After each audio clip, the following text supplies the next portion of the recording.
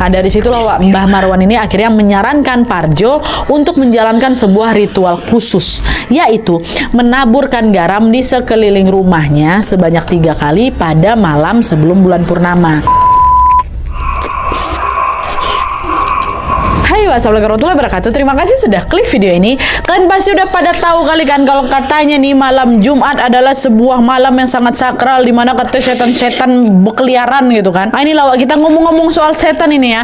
Malam ini aku akan menceritakan sebuah kisah horor yang masih berkaitan dengan setan tentunya, yaitu tentang perkampungan setan, Wak. Jadi ternyata makhluk halus seperti mereka ini ada kalanya bisa mendiami satu wilayah khusus sebagaimana manusia pada umumnya. Tapi karena sosok-sosok itu tidak kasat mata, Wak, biasanya manusia ini kan yang nggak ngeh lah kalau misalnya mereka ada di sana juga gitu. Hal itulah yang kemudian menjadi sumber konflik antara manusia dengan makhluk halus ini. Nah, kisah horor yang akan aku ceritakan malam ini adalah rentetan teror mistis yang menimpa kakeknya Wawa yang tidak sengaja menempati sebuah kampung setan, Wak. Nah, penasaran gimana kisahnya? Bentar lagi aku ceritain ya. Sebelum aku masuk ke kisahnya, aku juga mau ingatin kalian, buat kalian yang mau berbagi kisah horornya, boleh langsung email aja ke email kisahhororwawa@gmail.com dengan subjek judul kisahnya kalian, Wak. Dan jangan lupa juga sertakan nomor WhatsApp sama Instagram kalian supaya nanti kami gampang hubungin kalian kalau misalnya kisah kalian di-up di video selanjutnya ya. Nah, sekarang tanpa berlama-lama baru nih kita langsung masuk ke cerita tentang kampung setan. Check it out. Tapi tunggu sebentar, Wak. Sebelum aku masuk ke kisahnya, aku mau sampaikan satu informasi penting nih buat Wawa kesayangan aku semua. Karena di sini aku pengen makin deket dan sharing lebih banyak dengan kalian. Aku mau mengundang kalian untuk bergabung di YouTube membership Nadia Omara. Dengan menjadi YouTube memberku setiap bulannya, Wak, kalian akan mendapatkan pertama, tambahan satu konten eksklusif dengan experience baru yang tidak biasa.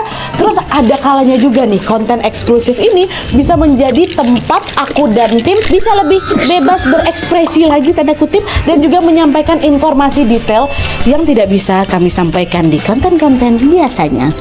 Dan selain itu kalian juga akan mendapatkan badges khusus di samping nama akun YouTube kalian, dan juga nantinya kalian bisa saling komen dengan berbagai emoji khusus khas Nadia Omara Channel. Tapi ini nggak ada paksaan, Wak, ya, buat kalian yang mau-mau aja. Cara bergabungnya juga gampang sekali, Wak. Kalian tinggal langsung masuk ke halaman channel YouTube Nadia Omara, lalu klik tombol join atau gabung. Dan kalau sudah, kalian tinggal langsung melakukan pembayaran melalui dompet digital yang kalian punya.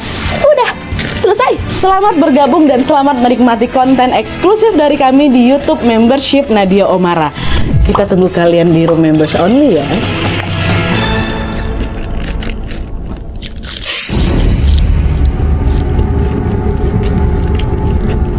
Oke, Wak, jadi kisah yang akan aku ceritakan malam ini dikirim sama Wak kita yang bernama Caca dari Jawa Timur. Halo, Caca. Nah, jadi Wak, kisah horor ini menimpa keluarga besarnya Caca, dimulai dari kakeknya dan terus berlanjut hingga ke generasi berikutnya.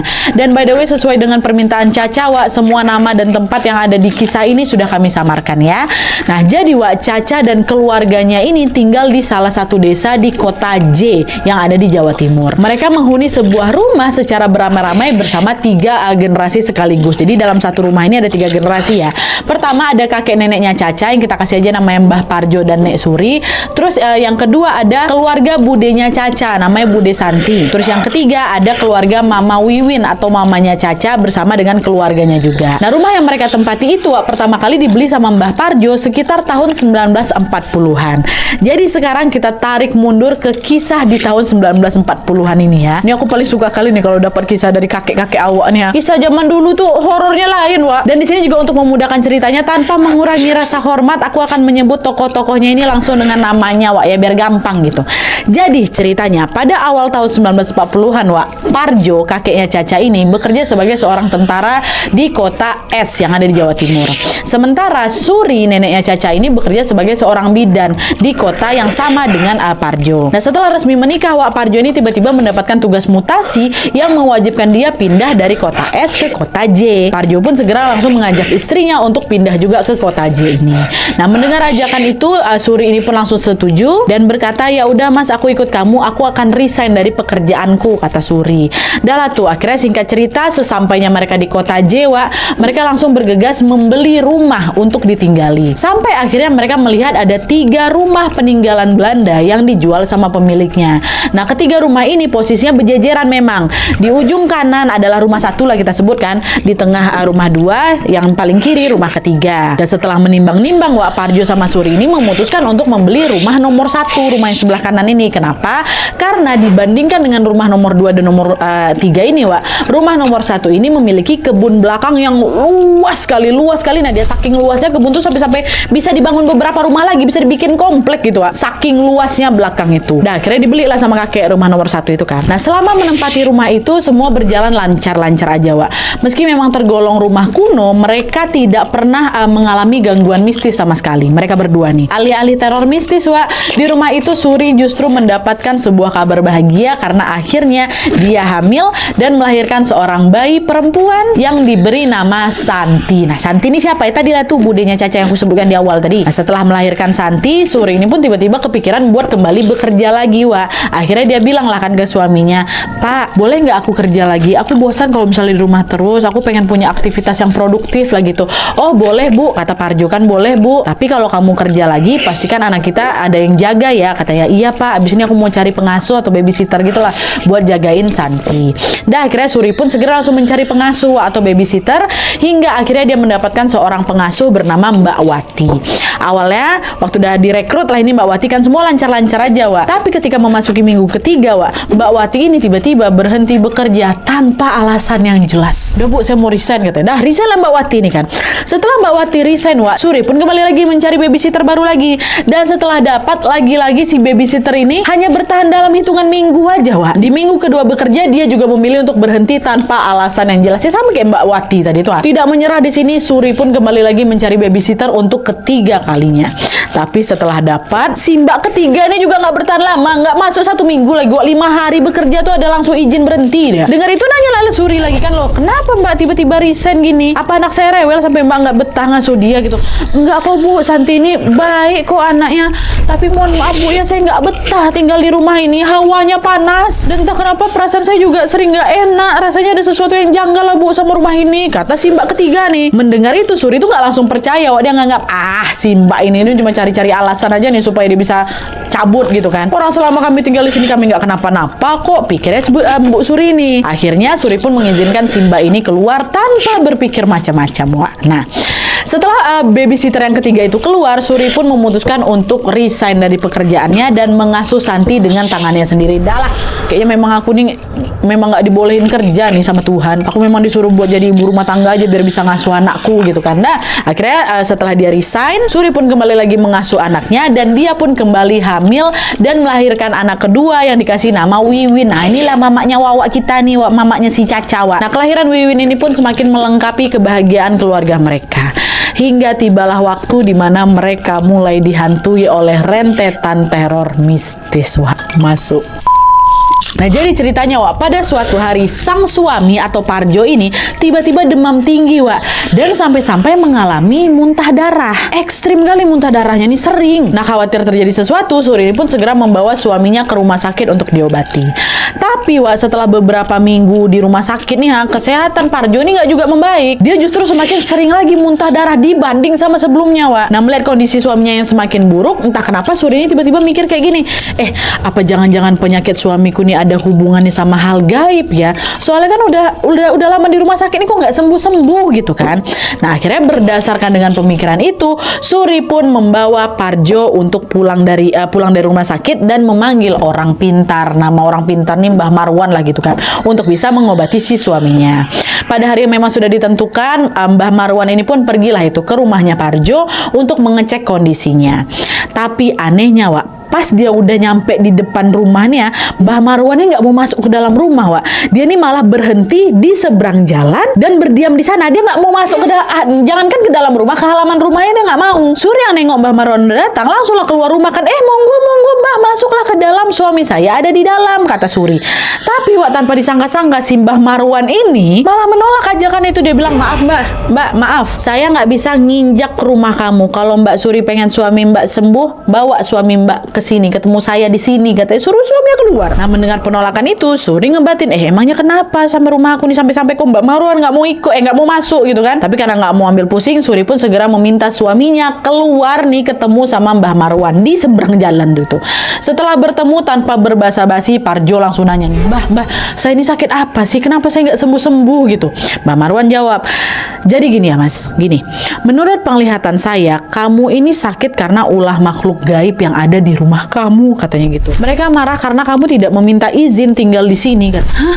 Masa sih Mbah? Saya udah cukup lama loh tinggal di sini. Saya udah punya anak 2 nih ya. Saya nggak pernah ngalamin apa-apa. Lagi pula kenapa harus saya minta izin sama mereka? Kata si Parjo. Mbah Marwan bilang lagi, selama ini mereka memang belum menampakkan diri mereka karena mereka masih menunggu waktu. Tapi kalian harus hati-hati karena rumah yang kalian tempati itu adalah perkampungan setan. Saya aja nggak berani pergi ke sana Mas. Makanya saya ngajak kamu ketemu di sini, kata Mbah Marwan.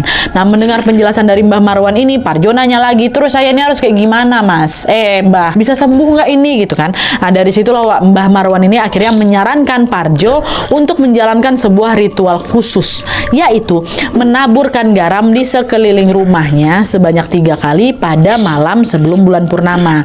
Tapi ritual itu harus dilakukan tanpa memakai sehelai pakaian apapun, alias mohon maaf telanjang bulat. Awalnya Parjo sempat ragu, tapi gara-gara dia ini pengen sembuh ya kan, dia pun akhirnya terpaksa menuruti saran itu. Ya udahlah Mbah, saya ikutin aja lah apa yang kamu bilang, yang penting saya sembuh, kata si Parjo. Dan akhirnya singkat cerita, hari yang ditunggu-tunggu itu pun akhirnya tiba Pada suatu malam sebelum bulan purnama Parjo pun melepas semua pakaiannya dan menaburkan garam di rumahnya sebanyak 3 kali putaran dengan ditemani sama istrinya Suri, nggak sendirian dia Nah, tapi pas baru aja masuk ke putaran kedua, pingsan Parjo nih. Astagfirullah Mas, kenapa kamu pingsan? Bangun Mas, kenapa kamu nggak apa-apa kan? Kata Suri, panik Suri kan. Tapi setelah berkali-kali dibangunkan, Parjo ini pun juga nggak bangun-bangun. Khawatirlah Suri di sini ya kan. Suri ini takut apabila ritual yang dijalankan sama Parjo ini tidak selesai, mereka akan mendapatkan masalah yang lebih besar lagi gitu kan.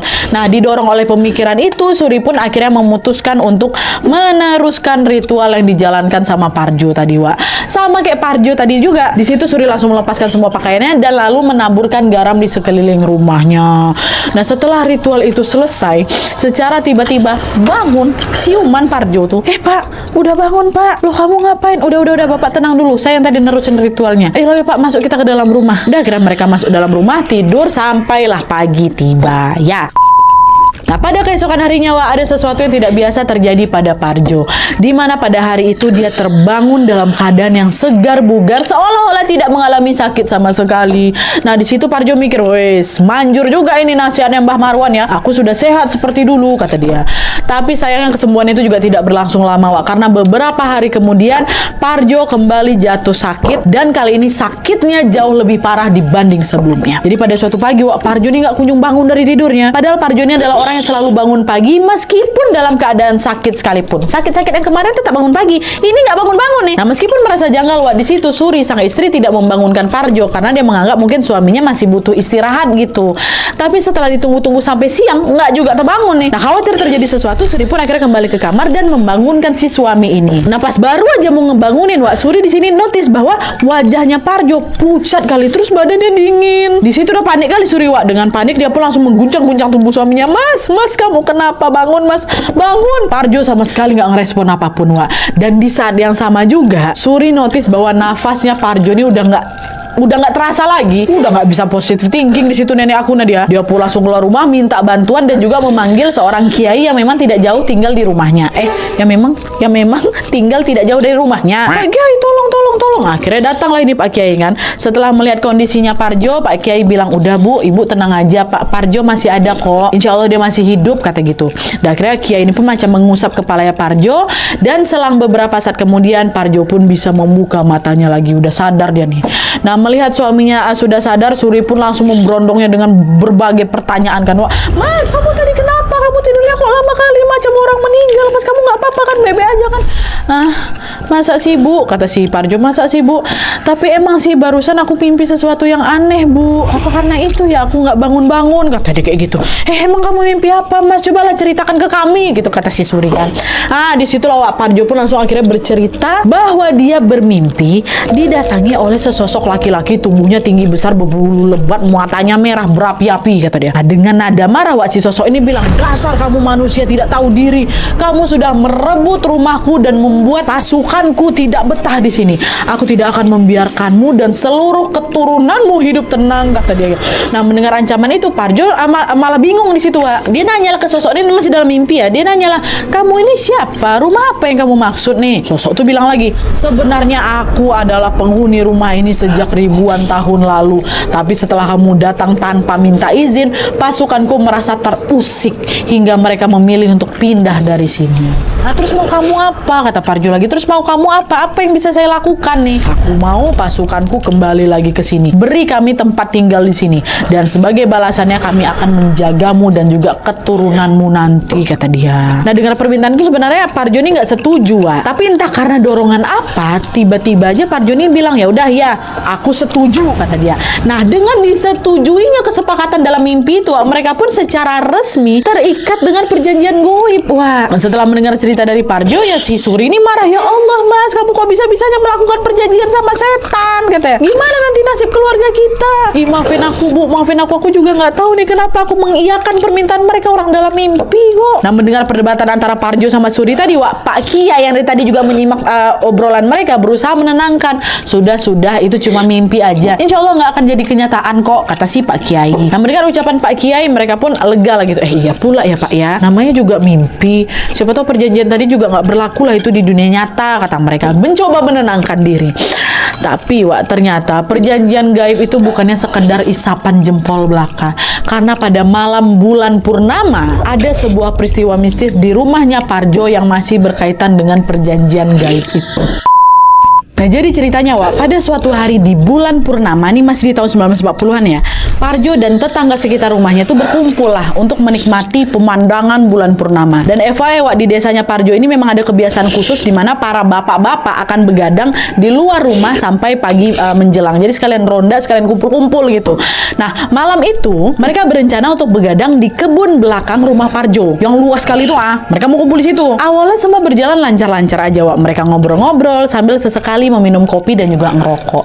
Tapi ketika waktu menunjukkan lewat tengah malam, bapak-bapak ini tiba-tiba ngerasa ngantuk sengantuk-ngantuknya. Biasanya enggak, udah minum kopi dan biasanya juga mereka suka nongkrong sampai pagi gitu kan. Nah, karena udah nggak sanggup menahan rasa kantuk yang sekantuk-kantuk kali tadi, mereka pun akhirnya memutuskan untuk tidur. Jadi nggak jadi begadang tuh. Nah, pas lagi enak-enaknya tidur, Wak, salah satu dari mereka yang bernama Joko tiba-tiba mendengar ada suara keramaian nih. Nah, karena penasaran, Joko pun memaksakan diri untuk membuka matanya dan melihat keadaan sekitar.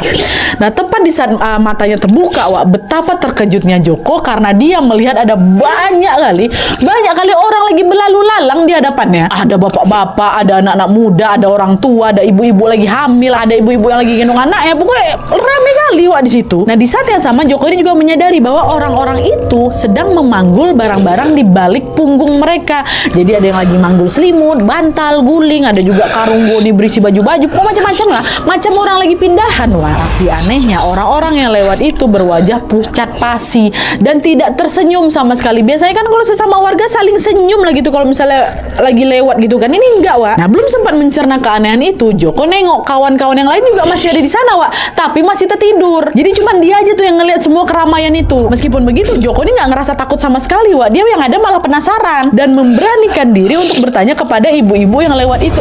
Bu, permisi, kok rame-rame ke sini? Memangnya lagi ada apa? Ibu ini asalnya dari mana? Kata kayak gitu. Joko belum pernah ngeliat ibu ini, Wak. Nah, mendengar pertanyaan Joko, Wak, si ibu tadi sama sekali nggak ngegubris tuh. Dia berlalu gitu aja, Wak, tanpa sempat menjawab sepatah kata apapun.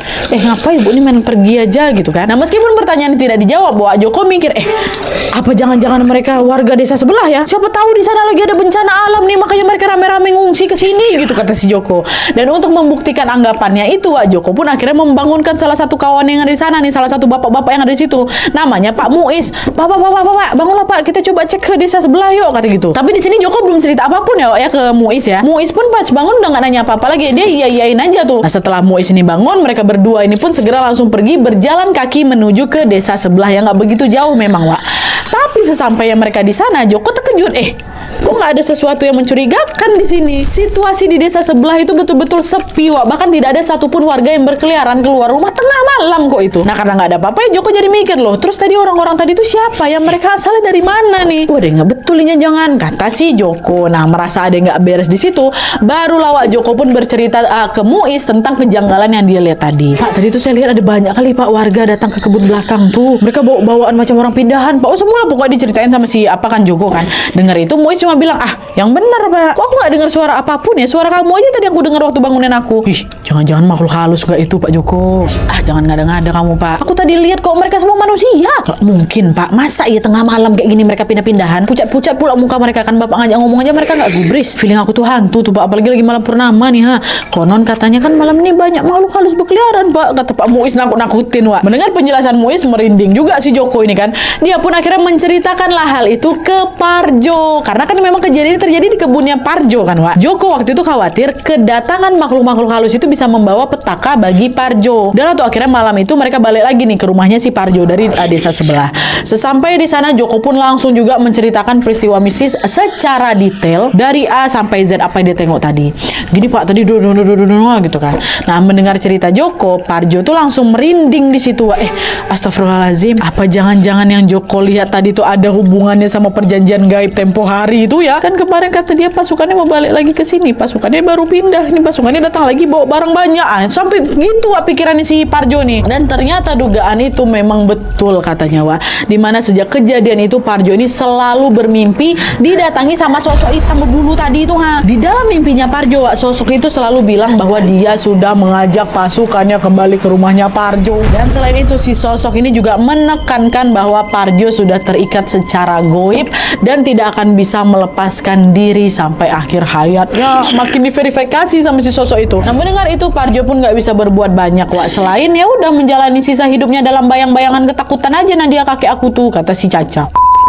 Akhirnya singkat cerita Wak, berpuluh-puluh tahun pun berlalu hingga tibalah momen di mana Santi dan Wiwin ini juga sudah beranjak dewasa dan juga sudah berumah tangga. Wiwin sudah menikah dan memiliki seorang anak. Inilah si Caca ini Wak yang kirim cerita ini. Dan di sini Wak, Parjo udah jadi kakek-kakek Wak ya. Nah, ketika anak-anaknya ini sudah dewasa Wak, disitulah Mbah Parjo ini akhirnya mengaku bahwa anakku, aku sudah melakukan perjanjian goib dengan sesosok makhluk halus sejak puluhan tahun yang lalu. Baru buka suara Wak Mbah Parjo nih. Dan kalian tahu, tidak lama setelah menceritakan rahasia itu, entah karena faktor usia, entah karena penyakit, atau entah karena perjanjian goib itu, yang jelas tidak lama kemudian Mbah Parjo ini tiba-tiba mengalami hilang ingatan Wak. Setelah ngasih pengakuan tuh, setelah dia hilang ingatan, dia lupa sama namanya, dia lupa siapa istrinya, dia lupa siapa anak-anaknya, siapa cucu-cucunya, di mana rumahnya tuh lupa Mbah ini. Dan tidak lama dari situ Mbah Parjo pun mengalami muntah darah lagi terus-terusan, lalu meninggal dunia tanpa sempat dibawa ke rumah sakit. Dan hanya berselang beberapa tahun kemudian gantian Nek Suri, istrinya Mbah Parjo ini juga meninggal dengan cara yang sama sama persis. Pertama-tama apa? Hilang ingatan, habis itu muntah darah berkali-kali, meninggal dunia. Sama. Nah, kepergian dengan cara yang janggal itu membuat keluarga Caca ini juga jadi bertanya-tanya, Wak. Mereka menduga bahwa kematian orang tua mereka ini, Mbah Parjo dan Nek Suri ini, mungkin ada kaitannya dengan perjanjian gaib yang pernah dilakukan sama Mbah Parjo dulu. Nah, khawatir perjanjian itu terus berlanjut, Wak. Akhirnya keluarga Caca ini pun memutuskan untuk keluar dari rumah itu dan membeli sebuah rumah baru yang memang tidak jauh dari sana. Jadi Caca sama keluarganya ini masih tinggal di satu wilayah Wak, cuma beda gang aja katanya. Jadi rumah tuh tetap ada di situ, nggak dijual, nggak diapain, dibiarin aja lah di situ.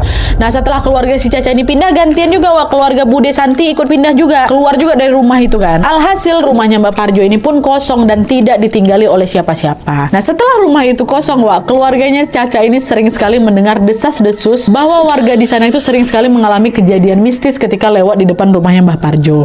Konon katanya mereka ini sering dengar ada suara perempuan nangis lah, katanya ada ada suara perempuan ketawa, bahkan ada suara sekelompok orang lagi berkelahi dekat dalam rumah tuh. Awalnya keluarga kami nggak ngambil pusing sama desas-desus itu Nadia, sampai akhirnya pada suatu hari bapak si Caca ini yang namanya Pak Hashim mengalami langsung kejadian mistis di sana, Wak. Nah, jadi ceritanya pada suatu sore Pak Hashim ini sengaja memang mampir ke rumahnya Mbah Parjo, ke rumah mertuanya ini untuk bersih-bersih. Nah, setelah bersih-bersih dia pun bergegas lah balik lagi ke rumahnya. Nah, selang beberapa jam balik nih Wak ya, Pak Hashim ini tiba-tiba dikejutkan dengan suara ketukan pintu di depan rumahnya. Di rumahnya Wak ya, bukan rumahnya Pak Parjo. Tok tok tok tok, Assalamualaikum Pak Hashim, Assalamualaikum gitu. Buru-buru nih yang ngetok pintu tuh. Dan Pak Hashim langsung keluar dan ternyata yang bertamu itu adalah tetangganya juga Wak, namanya Pak Yanto. Ada apa Pak Yanto, tumben kesini kata gitu. Pak, saya mau ngabarin ini, di dalam rumah mertuanya Bapak, di rumahnya Pak Parjo, lagi ada suara orang berantem Pak, tolonglah ditengok tuh, nanti ada apa-apa pula, saya nggak bisa masuk soalnya Pak, kata gitu. Masa iya? Kayak nggak mungkin lah Pak, saya juga tadi baru dari sana, pintu rumah udah saya kunci semuanya. Beneran Pak, saya nggak bohong, nggak cuma saya kok dengar, bapak-bapak yang lain juga dengar. Bapak cobalah ngecek sana, kata gitu. Oh ya Pak, saya ke sana sekarang juga, kata Pak Hashim kan. Dan lalu akhirnya Pak Hashim pun langsung lah balik lagi ke rumahnya Mbah Parjo buat ngecek nih siapa yang berantem dekat rumah mertuaku nih kan. Nah, sesampai di rumah Mbah Parjo, Pak Hashim sama sekali tidak melihat adanya kejanggalan seperti yang dibilang sama Pak Yanto. Nggak ada orang berantem di dalam rumah tuh. Rumah itu dalam keadaan kosong tanpa ada satu orang pun di dalamnya kecuali Pak Hashim. Dan di situ dia mikir, loh katanya tadi ada orang yang berantem tapi kok sepi kayak gini gitu kan.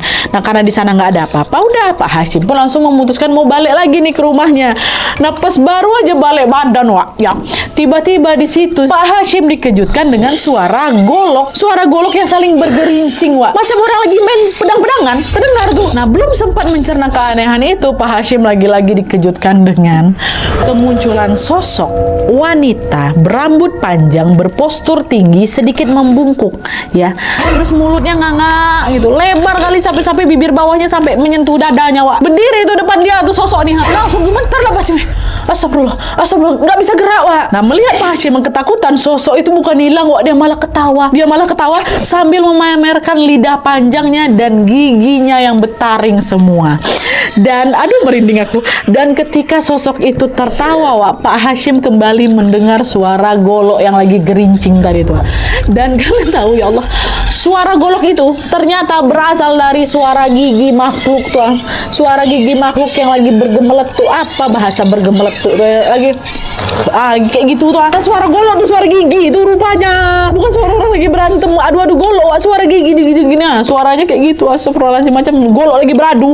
Melihat pemandangan mengerikan itu, Pak Hashim pun tidak henti-hentinya langsung merapalkan surah-surah pendek sebisanya Wak.